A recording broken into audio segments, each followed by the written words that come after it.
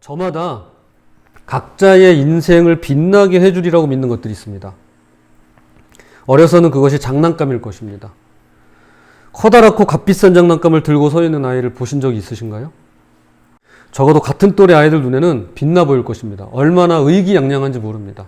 너 이런 거 있어? 우리 할아버지가 사줬다? 이런 거죠. 예.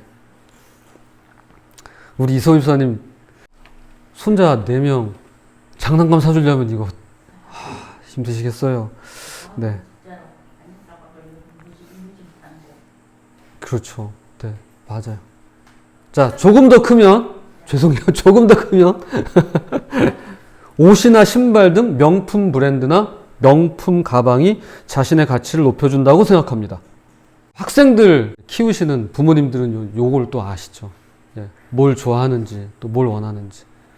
요것도 또 만만치 않습니다. 어찌됐건 찰나이긴 하지만 요것들이 빛나 보이게 합니다. 또한 빠질 수 없는 게 있죠. 바로 외모입니다.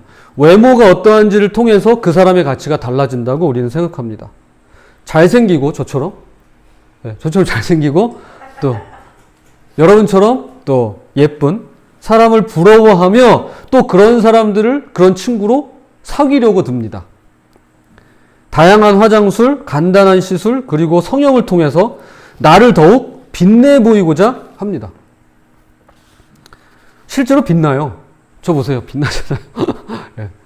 보세요, 여러분 다. 빛나잖아요. 예. 그리고 좀 더 세월이 지나면 훨씬 더 광범위한 차원으로 옮겨갑니다. 돈이나 명예, 지위와 권력 등이 나를 빛나게 해주리라고 굳게 믿습니다. 아무래도 자본주의 사회다 보니 소유, 재산, 돈이 내 인생을 가장 빛나게 해준다고 생각하고 적지 않은 수의 사람들이 빛나 보이기 위해서 수단과 방법을 총동원하는 것이 오늘날의 현실이죠. 자, 오늘 본문에 등장하는 세리 레위가 바로 이런 사람이었고 이런 삶을 살았습니다. 자, 한번 말씀을 이선우 집사님께서 읽어주시겠습니까? 누가복음 5장 27절입니다.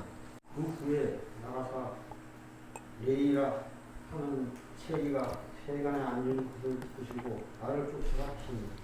그 후에 예수께서 나가사 레위라 하는 세리가 세관에 앉아 있는 것을 보시고 나를 따르라 하시니. 여기서 그 후에 라고 하는 것은 예수님께서 문둥병자를 고치시고 이어서 중풍병자를 낫게 하신 뒤에를 말합니다. 자, 아프신 분들을 고치시고 난 뒤에 예수님은 어떻게 해요? 곧장 밖으로 나가셔서 세관에 앉아있는 세리 레위와 마주칩니다. 이 세관은 가버나움에 있는 세관을 말합니다. 당시 가버나움은 교통의 중심지였습니다. 이집트에서 팔레스타인 지방을 지나서 수리아 지방이나 메소포타미아 지방을 가려면 이 가버나움을 통과해야만 했습니다. 그래서 길목인 가버나움에 세관이 있었고 국제적인 행상들로부터 세금을 거두어 들였습니다. 로마는 세금을 거둘 때 어떤 지역에다 일정한 액수를 할당하고는 그 지역에서 세금을 징수할 권리를 최고 액수의 입찰자에게 팔았습니다. 그러니까 세리가 되기만 하면 로마가 할당한 세금만 넘겨주고 나머지 돈은 누구 목? 자신의 몫으로 챙길 수가 있었습니다. 당시 백성들 총 수입에서 30%를 세금으로 징수해 갔다는 기록이 남아 있습니다. 내가 1,000원을 벌었어요. 그럼 얼마를 떼어가는 거예요? 300원을 가져가는 거예요. 이게 1,000원이면 별로 이게 이렇게 느낌이 안 오는데, 자, 1,000만 원을 내가 벌었어요. 얼마를 떼어가는 거예요? 300만 원을 떼어가는 거예요. 그래서 세례 요한은 세례받으러 나온 세리들에게 이제 다음과 같이 일갈하는 내용이 성경에 등장합니다. 한번 말씀을 찾아볼까요? 누가복음 3장 12절 13절. 세리들도 세례를 받고자 하여 와서 이르되 선생님 우리는 무엇을 하리까 하며 이르되 부과된 것 외에는 거두지 말라. 아멘. 세리들도 세례를 받고자 하여 와서 이르되 선생이여 우리는 무엇을 하리까 하며. 자, 세리들이 세례받으러 나왔잖아요. 그때 세례 요한이 말합니다. 부과된 것 외에는 거두지 말라. 자, 그럼 무슨 말이에요? 부과된 것 이상으로 세리들이 어떻게 했다는 거예요? 돈을 거뒀다는 얘기죠. 예. 자, 부과된 것 이상으로 거둔 돈은 누구 거예요? 내 거. 예, 내 거예요. 당시 세리는 두 종류가 있었습니다. 하나는 갑바이라고 해서 수입세, 일반세를 수금하는 세리예요. 둘째는 모케스라고 하는데 오늘 본문의 레위처럼 세관에 앉아서 관세를 받는 세리였습니다. 물론 전자보다 후자가 더 편했고요. 그리고 더 많은 부를 누렸습니다. 더 높은 그런 위치에 있었어요. 세리들은 로마의 하수인으로서 동족을 짓밟고 피를 빠는 매국노의 배신자로 인식되었습니다. 싸우는 시어머니보다 말리는 시누이가 더 밉다. 그런 말이 있는 것처럼 자신의 나라를 지배하는 로마 사람들보다도 정작 이 세리들이 더 얄미웠던 것입니다. 우리도 일제시대 때 일본 사람도 미웠지만 그들의 앞잡이가 된 친일파들이 더 미웠던 것과 같은 이치입니다. 그래서 세리가 되면 첫째, 가족들로부터 미움을 받고 회당에서 출교되었습니다. 그 당시에 교회라고 할 수 있는 마을에 이제 이렇게 조그마한 공동체, 회당이 있었는데 거기에 들어오질 못했어요, 세리는. 또한 법정에서 증인으로 설 자격을 주지 않았습니다. 세리는요, 증언을 할 수가 없어요. 그러다 보니 일반 사람들도 세리들을 속이는 것은 죄가 안 된다고 했습니다. 그러니까 사람 취급을 안 했어요, 세리는. 경건한 바리새인들은 세리들을 사람 취급하지도 않았고 이들과 함께 식사하고 어울리는 것을 혐오스러운 일로 죄악으로 간주했습니다. 유대인들은 세리에게 딸을 주지 않았는데 유대 사회에서 장가를 못 가니 그렇게 번 돈을 가지고 세리들은 자연스럽게 이제 유흥가 창기들과 어울리게 되었고, 그래서 성경은 세리와 창기들을 함께 기록하고 있습니다. 그러므로 세리는 자타가 공인하는 절대 죄인이었습니다. 그 당시에. 그렇다면 레위는 이걸 알면서도 왜 굳이 세리가 되었을까요? 세리가 되면 동족들의 멸시를 받고 천덕꾸러기가 되고 유대사회에서 격리되고 가정을 꾸릴 수가 없다는 사실을 뻔히 알면서도 왜 세리가 되었던 걸까요? 어떤 사정과 이유가 있는지는 정확히 모르지만 결국엔 뭐 때문일까요? 돈 때문입니다. 이스라엘 로마의 식민지였던 당시 세리는 아무나 할 수 있는 게 아니었습니다. 저 세리 될래요. 저 부자 되고 싶어요. 이런다고 세리 되는 게 아니에요. 일정 수준 이상의 교육을 받아야만 했습니다. 숫자에 대한 감각과 뛰어난 계산 능력이 있어야만 했습니다. 이뿐만이 아닙니다. 당시 통용되는 언어인 아람어, 헬라어, 그리고 라틴어까지 구사할 줄 알아야 됐습니다. 3개 국어에 능했어요. 여러분은 몇 개 국어? 우린 보통 1개 국어. 우리는 세리가 될 수도 없어요. 우리는 되고 싶어도. 우린 보통 1개 국어니까. 한마디로 레위는요, 우연히 세리가 된 것이 아닙니다. 남들보다 몇 배는 수고하고 노력해서 결국 그 뛰어난 재능으로 돈을 택했던 것입니다.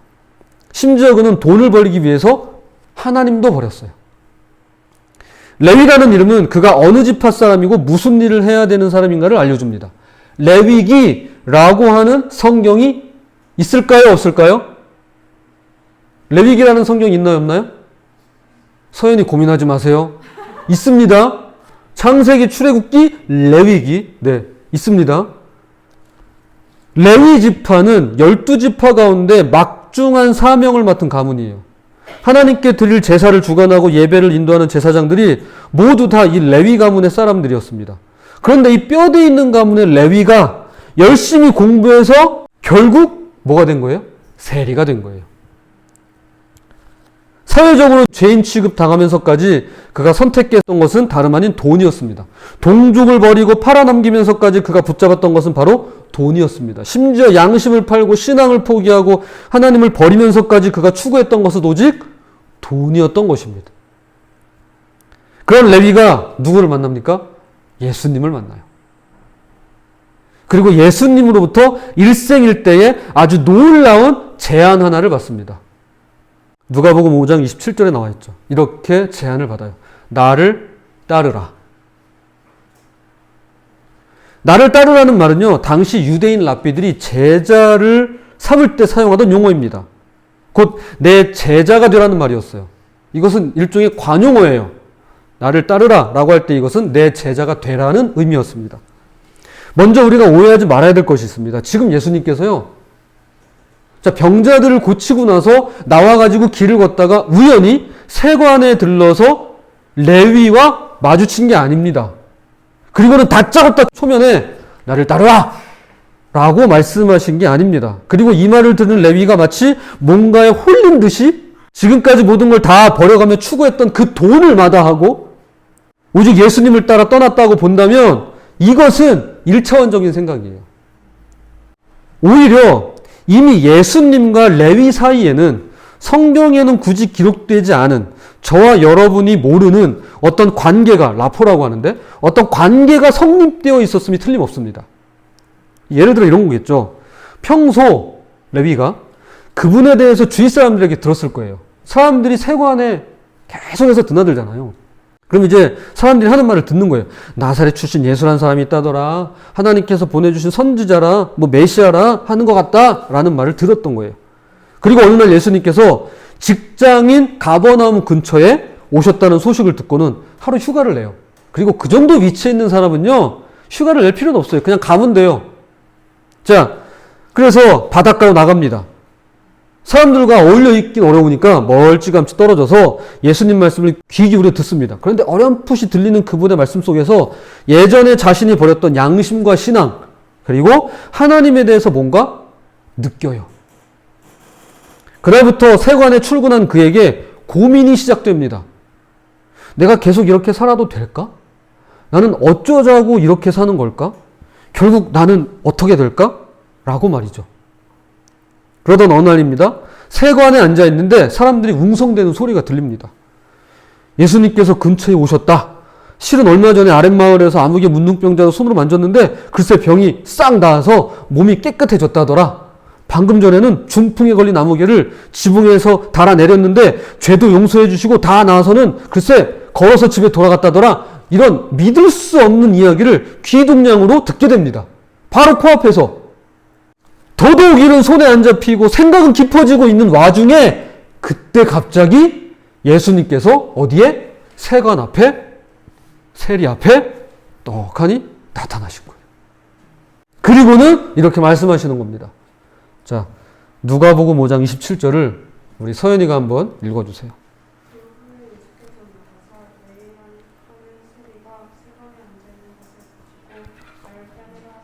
아멘. 자, 이제 요 행간에 이런 내용들이 이제 담겨 있는 게 아닐까라고 충분히 예상해 볼 수 있죠. 예수님께서 다짜고짜 그를 부르신 게 아니에요. 나 따라와! 이게 아니에요. 무슨 보스도 아니고. 그렇죠? 예수님은 세리 레위를 눈여겨보셨습니다. 마치 그 마음을, 그의 시면을 들여다보시는 것처럼 레위를 보시며 이렇게 말씀하시는 겁니다. 나를 따라오너라. 레위는 동족도 버렸어요. 체면도 버렸습니다. 양심 버렸습니다. 신앙 버렸습니다. 심지어는 하나님을 버렸습니다. 그러면서까지 자기 자신을 빛나게 해줄 재물과 돈을 얻었습니다. 그러나 자기가 틀렸음을, 자신이 지금 길을 잃고 있음을 알고 있었습니다. 스스로 어리석었고 무지했으며 눈이 가려져서 어둠 가운데 헤매고 있음을 후회하고 있었던 것입니다. 그런데 지금 예수님께서 모든 것을 잃어버리고 공허함만 남아있는 이 레위를 부르십니다. 뭐라고요? 나를 따라오너라. 그 순간 레위는 이 세상에서 자신을 가장 빛나게 해줄 그분을 알아봅니다. 그리고 그동안 모든 걸 포기하면서까지 자기가 움켜쥐려고 아등바등했던 그 재물과 돈을 더 이상 쫓거나 따르지 않기로 결단하고는 그 자리를 박차고 일어섭니다. 자, 28절 우리 성우가 한번 읽어주세요.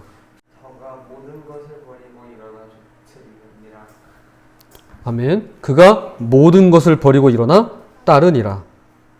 자신을 빛나게 해주리라 믿어 의심치 않으며 그렇게 귀하게 여겼던 돈을 따라가던 레위가 돈, 뭐 말론 그러지 하지 않았지만 생각에는, 마음에는, 자신의 욕구는 그랬겠죠. 이제는 예수님을 가장 소중히 여기며 그분을 따라 빛으로 나아갑니다.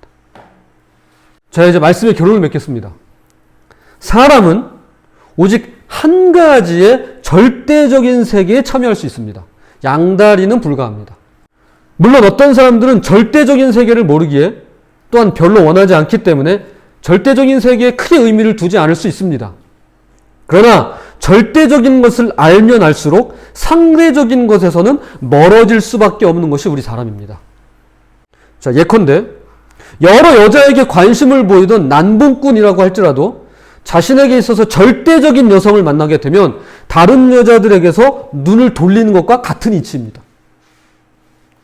아직 그런 거 잘 모르시죠? 우리 학생들은. 예. 그런 날이 옵니다. 예. 주연아, 그런 날이 와. 예. 성우야? 너에게도 그런 날이 온단다.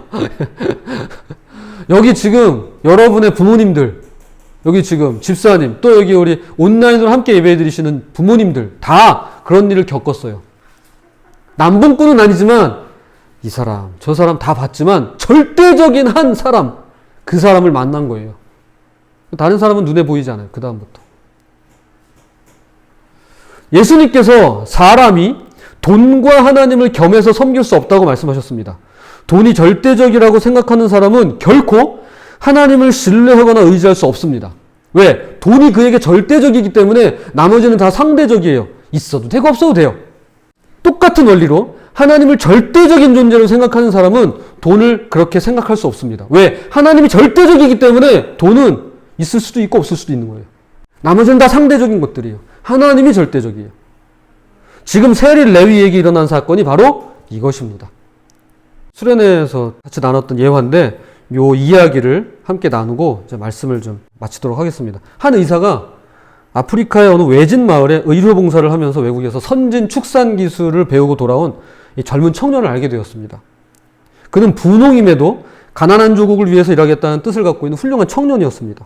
그 마을에는 독특한 결혼 풍습이 있었는데 청혼을 할 때 남자가 암소를 끌고 가서 그 처녀의 집에 가서 암소 받고 딸 주세요! 라고 말하는 것이었습니다. 자, 이해가 되시죠? 자, 특등 신부감에게는 암소 3마리, 괜찮은 신부감은 암소 2마리, 그리고 보통의 신부감이라면 암소 1마리로도 승낙을 얻을 수 있었습니다. 그 당시 그 마을의 풍습이었어요. 어느 날 의사는 이 청년이 친구들과 마을 사람들에게 둘러싸여서 어디론가 가는 것을 보았습니다. 그런데 놀랍게도 이 청년이 몰고 나온 것은 살찐 암소 9마리였어요. 9마리. 9마리. 어디서 봐, 이거 어떻게. 9마리였어요. 9마리. 9마리. 청혼 선물로 암소 9마리라니요. 사람들은 상대가 누구인지 궁금해하면서 술렁이기 시작했습니다. 이 청년은 마을 촌장 집도 지나서 지역 유지인 바나나 농장 주인 집도 지나고 마을 여선생님의 집도 그냥 지나쳤습니다. 그렇게 한참을 걷더니 허름한 집 앞에 멈춰 섰습니다. 그리고는 그 집 노인에게 이렇게 말하는 것이었습니다. 암소 받고 딸 주세요! 이제 이러는 거예요.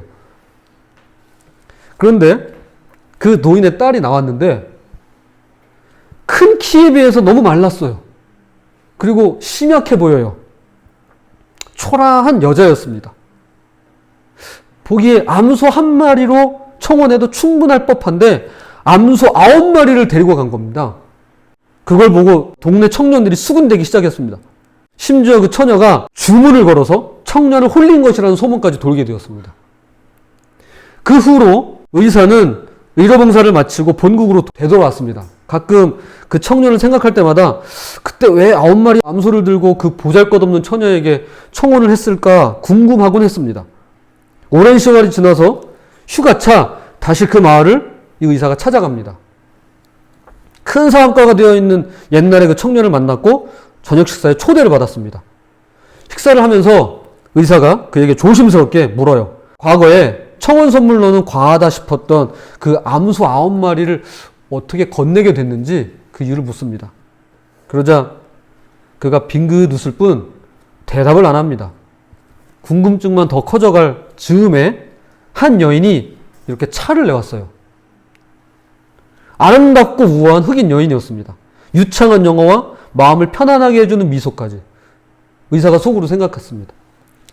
처음 청혼한 여인 말고 다른 아내를 얻었구나 라고 말이죠. 그때 이 사업가가 된 이 과거 청년이 천천히 말을 시작합니다. 선생님, 저 사람이 그때 제가 청혼했던 여인입니다. 의사가 깜짝 놀래요. 그가 말을 이어갑니다. 저는 아주 어렸을 적에 저 사람을 사랑했고 저 사람과의 결혼을 꿈꿔왔습니다. 아시다시피 저희 마을에는 몇 마리의 암소를 받았느냐가 여자들의 세계에선 중요한 문제였습니다. 저도 그 관습을 무시할 수 없어서 암소를 몰고 갔죠. 사실 제 아내는 한 마리의 암소면 충분히 혼인승낙을 받을 수 있었을 것입니다. 하지만 제가 정말 사랑한 여인이 스스로 자신의 가치를 한 마리의 암소값에 한정하고 평생을 사는 것을 원치 않았습니다. 자신을 2마리나 3마리를 받았던 처녀들과 비교하면서 살게 하고는 싶지 않았기 때문입니다.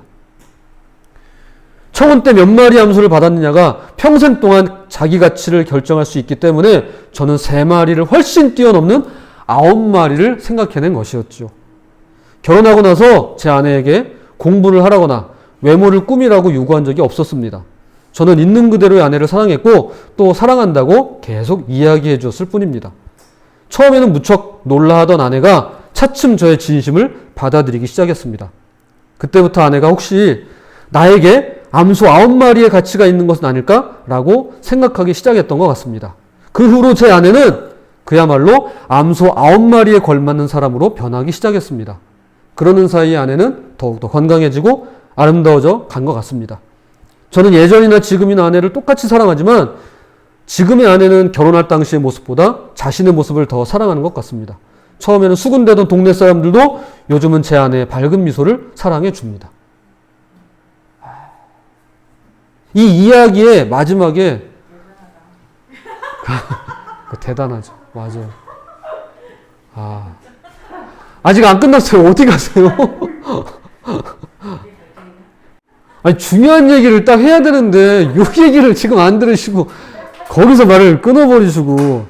자, 누군가 그 밑에 이렇게 이야기를 달았어요. 누군가 당신에게 소중한 사람이 있다면 그 사람에게 최고의 가치를 부여해야 합니다. 그리고 누군가로부터 당신이 소중한 사람이 되고자 한다면 자신에게 최고의 가치를 부여해야 합니다. 제가 어제 저희 딸아이에게 조금 실수를 했어요. 저희 아이가 잘못한 게 아닌데 제가 저희 아이를 좀 나무랬어요. 언성이 높아졌어요. 근데 제가 내내 그게 너무 괴로운 거예요. 이제 밤늦게까지 이제 말씀을 준비하고 있는데 저희 딸아이한테 전화가 왔어요. 자기가 이제 서연이 언니랑 무서운 얘기를 했는지 들었는지 그게 계속 기억난다고 아빠가 내려와서 조금 같이 있어달라고. 저는 설교를 준비해야 되고 끝내야 되는데 밤늦은 시각에 이 아이는 저를 이제 필요로 하는 거예요. 제가 어떻게 했을까요? 이 말씀을 준비하는데 내려가야죠. 내려갈 수밖에요. 저에게 소중한 사람이 있다면 그 사람에게 최고의 가치를 부여하는 겁니다. 그 아이하고 짧지 않은 시간을 보냈어요. 같이 누워가지고 저런 얘기를 하고 너무 좋았던 것 같아요. 그랬더니 저희 딸아이가 아빠 좀 괜찮아진 것 같아요. 무서운 게 조금 사라지는 것 같아요. 그러더니 금세 잠이 들었어요. 얼마나 감사한지요. 저는 이제 올라와서 이제 또 말씀을 끝낼 수가 있었습니다. 누군가 여러분에게 소중한 사람이 있다면 그 사람에게 최고의 가치를 부여해야 합니다. 예수님께서 지금 세리 레위에게 하신 일이 바로 이겁니다. 예수님은 그를 제자로 부르셨어요. 최고의 가치를 레위에게 주신 겁니다. 그 당시로서는 이것만큼 최고의 가치가 없었어요. 나를 따르라. 나의 제자가 되어다오. 그러자 레위는 그분의 진심을 알아보고 받아들입니다. 그리고 그에 걸맞는 사람이 되고자 예수님께 최고의 가치를 드리죠. 지금까지 그에겐 재물과 돈이 최고의 가치였습니다. 세상의 가치관이 그에겐 전부였어요. 그것이 자신을 빛내준다고 생각했습니다. 그러나 더 이상은 아니에요. 이제 그에게는 예수 그리스도라고 하는 최고의 가치가 생겼기 때문입니다. 그리고 그분을 통해서 비로소 레위는 고귀한 사람으로 빛나기 시작합니다.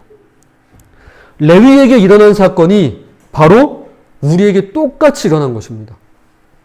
예수님께서는 암소 9마리 정도가 아니라 온 우주와도 맞바꿀 수 없는 그분의 생명으로 저와 여러분을 사셨습니다. 암소 9마리와는 비교도 할 수 없어요. 온 우주와 맞바꿀 수 없는 그분의 생명과 바꾸어서 우리를 사셨어요. 그분은 우리에게 최고의 가치를 부여해 주셨습니다. 너는 우주보다 소중해. 라고 말씀하신 거예요. 그리고 그분의 제자로, 더 나아가 그분의 자녀로 삼아 주신 것입니다. 부디 그에 걸맞는 고귀한 삶을 살아가시기를 축복합니다. 그래서 무엇보다도 누구보다도 예수 그리스도에게 최고의 가치를 다시금 돌려드리고 그분만을 가장 귀하게 여기시는 우리가 찬양드린 것처럼 주 예수보다도 귀한 것은 없네. 가장 고귀하게 여기시는 저와 여러분이 되시기를 주님의 이름으로 부탁을 드립니다. 찬양의 이유 그 이름